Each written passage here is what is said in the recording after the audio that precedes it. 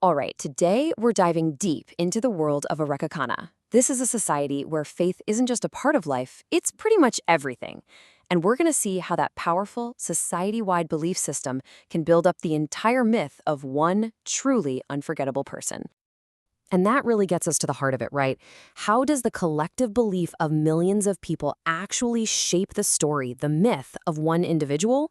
To figure this out, we're going to start with the big picture and then zoom all the way into a single incredible story. So, part one, a world woven by faith. Look, to get the myth, you first have to get the world it came from. And we're going to start with the hard data, looking at the spiritual landscape of Arreqqana through their very own census numbers. Okay, right off the bat, this is pretty striking. Just look at how spiritually integrated this society is. A massive 91% of the entire population identifies as theist. And you have to understand, for them, this isn't some casual belief. It's woven into the absolute fabric of their daily lives. So what does being a theist actually look like in Arreqqana? Well, it's definitely not a monolith. You've got over half who are temple devoted, meaning they're actively involved in daily rituals. But then you've got this big chunk of cultural theists. They believe, but they aren't really practicing day to day. And then you have syncretic theists, who blend their faith with other systems. It's a really complex, living spirituality. And if you look at the geography, things get even more interesting. In the more traditional rural heartlands like the mountains, the atheism is almost universal. We're talking 98%. But the closer you get to the city, the capital, that number drops to 82%. And you see this real jump in agnosticism and even anti-theism. The capital is a true melting pot, not just of people, but of ideas. We can also see a slow but really steady shift happening across the generations. The elder generation was almost completely atheist, but with each new generation, they've become just a little more agnostic, probably because of all those new ideas flowing through the capital. And that brings us to the Flameborn, who are the most philosophically diverse generation in their history. And it's one person from this very generation that our story is all about. Part 2, Myth of the Demon King. Okay, so we've got the big picture. Now let's see how this society's faith creates a personal story. We're zeroing in on one guy from that Flameborn generation, Jeruano Tarakovez, and he has earned this very dramatic title, the Demon King. But in Arreqqana, you're about to see that name mean something totally different than what you might think. So Demon King is a symbolic title, okay? It is not a moral judgment. It's really a nickname born from this perfect storm of factors. He has this incredibly rare and powerful elemental aura. It's like a spiritual signature that other people can actually feel. And he has the Stormwolf blessing, which is a divine mark said to give someone a relentless drive. You add to that his intense presence and the fact that he's basically unbeatable in a debate, and, well, a legend is born. There's this piece of coastal slang that just captures the feeling perfectly. Nevenya de Amen. It doesn't mean he's evil. It means his attractiveness is seen as something almost supernatural, unfairly powerful, and just dangerously charged. His whole presence feels otherworldly, like it's beyond normal human limits. And believe me, this isn't just some casual observation. It's a feeling shared by pretty much everyone who meets him, from his lovers to his rivals.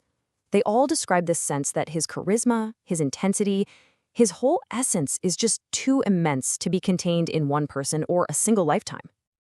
And this boldness is what the culture calls Demon King energy. It's actually a sign of profound admiration. In a society that really values confidence, Jeruano's complete lack of fear, his refusal to make himself small for anyone, that's seen as the mark of a true legend. So when it comes down to it, the title Demon King is really just a testament to his overwhelming presence. He's not evil. He is simply too intense, too radiant to be ignored or easily defined. He's a storm in human form. Part 3, a dialogue on truth. So we've seen the public myth. Now let's zoom in even further to a private philosophical moment that grounds all these big ideas in a very personal journey of understanding. So picture this. We're with Jaru in a temple courtyard, and he's talking with an elder. When the elder asks him what truth is, his answer is heavy. It's guarded. He says truth feels like a wound. To him, truth is something solitary, painful, something you have to carry all by yourself.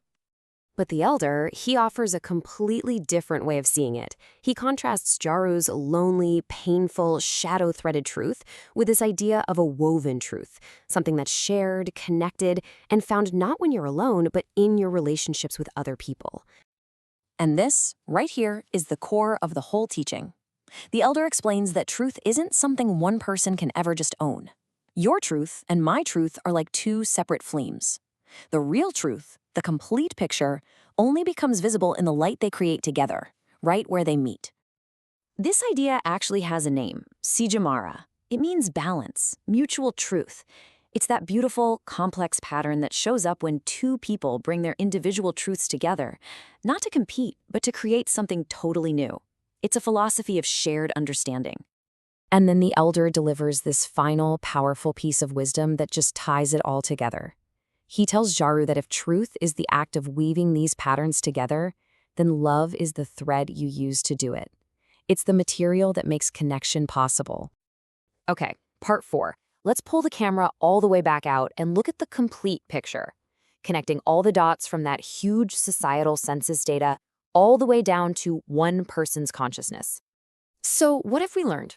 We've seen how a society that's so deeply shaped by faith is naturally going to create myths, like the Demon King, to make sense of a powerful person. And we've seen how even that person's own understanding of truth is ultimately shaped not by himself, but through a conversation with others.